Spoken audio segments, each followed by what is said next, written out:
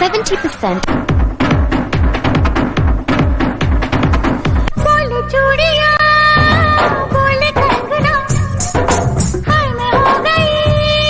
കൊച്ചമ്മേ, ഞാൻ പോയിക്കോട്ടെ. നാളെ ഞാൻ വരില്ല. എനിക്കൊരു കല്യാണത്തിന് പോണം. ശരി.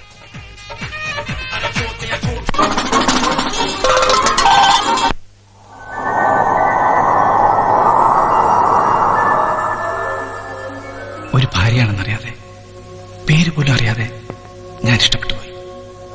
കണ്ട നിമിഷം മുതൽ ഐ ലവ് യു.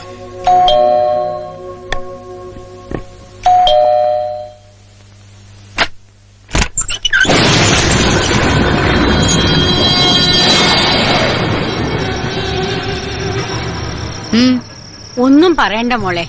ഒന്നിനു പിറകെ ഒന്നൊന്നു പറഞ്ഞും ദുരിതങ്ങളുടെ ഘോഷയാത്ര. ഇപ്പതേ കേറിക്കിടക്കാൻ ഒരു പുരയുള്ളതും കടക്കാര് കൊണ്ടുപോകുന്ന നിലയില. വേണ്ട, ഇതുപോലെ കടങ്കഥകൾ ഒത്തിരി ഞാൻ കേട്ടതാ. നാണല്ലേ ഇങ്ങനെ ഓരോ കാരണവും പറഞ്ഞ് പിന്നെ ഇങ്ങോട്ട് എഴുന്നള്ളാൻ? വെറുതെ അല്ലല്ലോ മോളെ. അല്ല, ഞാൻ ചെയ്ത ചെറിയൊരു തെറ്റ്, അതിന്റെ പേരിലല്ലേ നിങ്ങൾ എന്നെ ഇങ്ങനെ? ചെറിയ തെറ്റോ? അതെങ്ങനെയാ മോളെ ചെറിയ തെറ്റാവുന്നത്?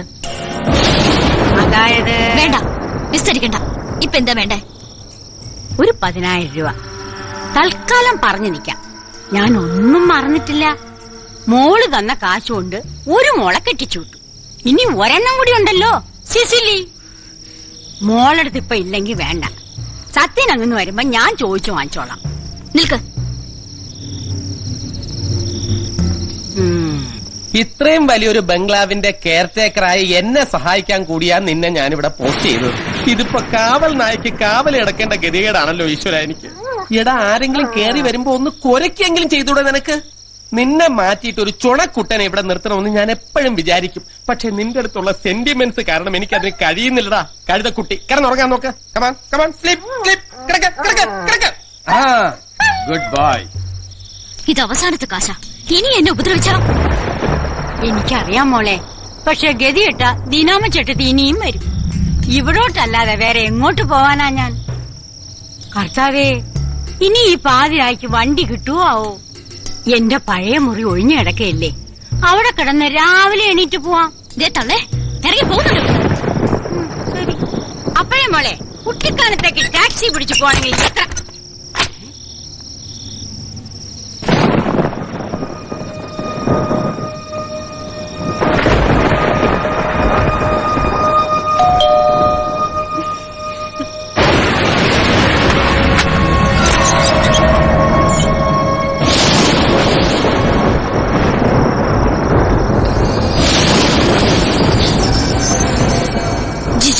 ഇവിടെ പ്രതീക്ഷിച്ചില്ലല്ലേ?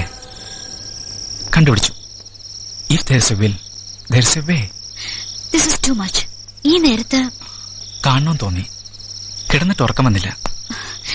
പ്ലീസ് ജിജോ, ഇപ്പൊ ചെല്ല്. നമുക്ക് പിന്നെ കാണാം. Jijo. Beautiful.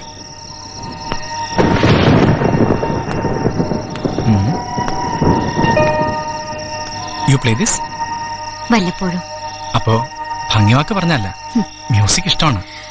Music was my obsession, but medicine swallowed my music. അതെ, എന്റെ സംഗീതത്തെ മരുന്ന് വിഴുങ്ങി. That too, up to here. മനസ്സിലായില്ല. സംഗീതത്തെ മരുന്ന് വിഴുങ്ങി? You seem to be a puzzle.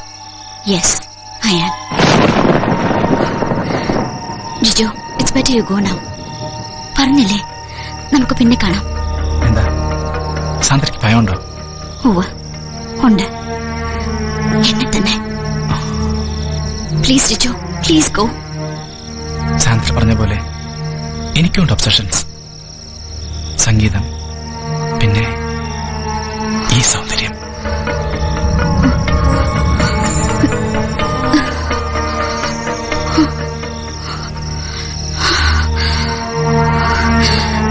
No, Jijo, no. Please go out.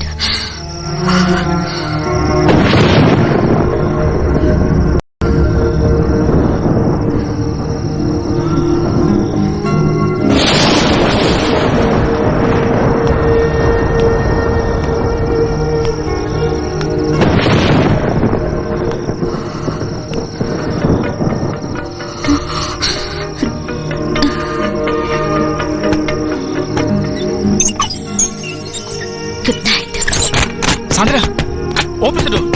Sandra please, വാതിൽ തുറക്ക്. Sandra, Sandra please, open the door. Sandra.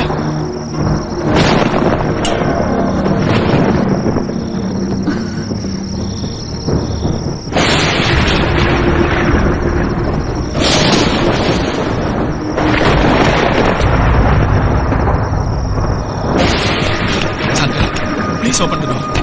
Please open the door. Open the door. Sandra, open the door. Open the door.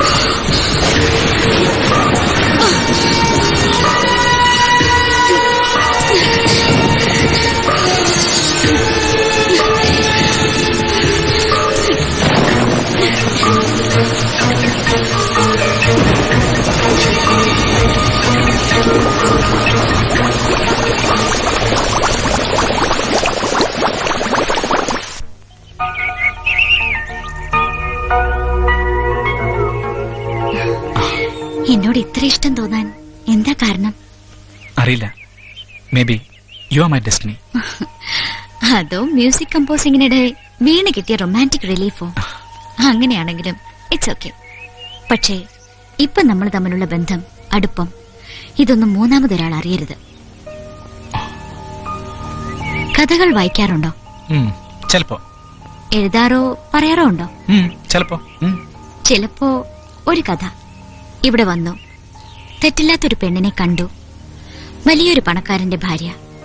വെറുതെ ഒരു craze തോന്നി ചൂണ്ടയെറിഞ്ഞു, അവൾ കുടുങ്ങി. പിന്നെ രാത്രി മഴയുടെ തണുപ്പിൽ അവളുടെ ചൂടേറ്റി കിടന്നതും അവളുടെ ശരീരത്തിലെ മറവുകളിലെ മറുകുകൾ തൊട്ട് തലോടിയതും വീരസാഹസിക കഥകളായി കൂട്ടുകാരോട് വിളമ്പിയാൽ. ജിജു ഇതുവരെ കാണാത്തൊരു മുഖം കൂടെയുണ്ട് സാന്ദ്രയ്ക്ക്. അത് കാണാൻ ഇടവരുത്താതിരിക്കുകയാണ് നല്ലത്. So let the secret affair B A secret. Really A puzzle തന്നെ. സംഗീതത്തെ മരുന്ന് വിഴുങ്ങ, ഒരാൾക്ക് രണ്ടു മുഖം, അത്യാവശ്യ സാഹിത്യം. മനസ്സിലാവുന്നില്ല. നീ ആരാ? ആരാ? സാന്ദ്ര. സാന്ദ്ര സത്യനാഥ്. അതിനു മുൻപ് Sandra Christopher. Christopher? Christopher John, famous pianist. കേട്ടിട്ടുണ്ടാവും. മരിച്ചുപോയില്ലേ? ഉവ്വ്. ആംഗ്ലോ ഇന്ത്യനായ ക്രിസ്റ്റഫർ ജോണിന്റെ ജീവിതത്തിലേക്ക് കടന്നു വന്ന പെൺകുട്ടി സാവിത്രി മേനോൻ.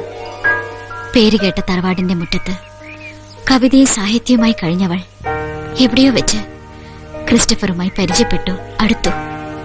ഇരു കുടുംബക്കാരും ശക്തമായി എതിർത്തിട്ടും അവർ ഒരുമിച്ച് ജീവിച്ചു. സാവിത്രി പ്രസവിച്ചു ഒരു പെൺകുഞ്ഞിനെ, ഈ സാന്ദ്രയെ.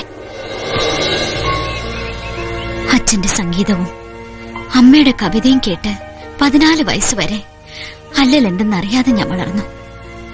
അച്ഛൻ എന്നെ സംഗീതം പഠിപ്പിച്ചു. വിലയേറിയ വിവിധതരം ഡ്രസ്സുകൾ അമ്മ എനിക്ക് മേടിച്ചു തന്നു. അമ്മ എന്നും അങ്ങനെയായിരുന്നു. അമ്മയുടെ ഈ ധാരാളിത്തം അച്ഛൻ ഇഷ്ടമായില്ല. വരവിനേക്കാൾ ചെലവ്. അച്ഛനും അമ്മയും എന്നും വഴക്കായിരുന്നു. ഒരു ദിവസം വഴക്കിട്ട് ഇറങ്ങിപ്പോയ അച്ഛൻ മടങ്ങി വന്നപ്പോ കണ്ടത് കുറെ സ്ലീപ്പിംഗ് പിൽസിൽ ജീവൻ അവസാനിപ്പിച്ച അമ്മയെ. അച്ഛനെ അത് വല്ലാതെ തളർത്തി. പിന്നെ കുടി, മുഴുനേരവും. വീട്ടു സാധനങ്ങൾ ഓരോന്നായി വിറ്റ് കുടിക്കാൻ തുടങ്ങി. രോഗിയായി ഹോസ്പിറ്റലിൽ കിടന്ന അച്ഛൻ മരിച്ചു. ഞാൻ തനിച്ചായി. ഒരു നേരത്തെ ഭക്ഷണത്തിന് പോലും ബുദ്ധിമുട്ടിയ ദിവസങ്ങൾ. എല്ലാ സാധനങ്ങളും വിൽക്കേണ്ടി വന്നു, എന്നെ ഒഴിച്ച്. എല്ലാം. അച്ഛന്റെ പ്രിയപ്പെട്ട പിയാനോ വരെ. എന്നിട്ടും സാന്ദ്ര തോറ്റില്ല. 4 ഇരട്ടി വില കൊടുത്ത് അച്ഛന്റെ ആ പിയാനോ ഞാൻ തിരിച്ചു വാങ്ങി. ഹാളിൽ കണ്ടില്ലേ, ആ പിയാനോ. എങ്ങനെ? പറയാം. പിന്നെ വരുന്നോ എന്നോടൊപ്പം? എവിടേക്ക്? അറിയില്ല, പോകാം. എവിടേക്കെങ്കിലും. A pleasant outing. 2-3 ദിവസത്തേക്ക്. യെസ്.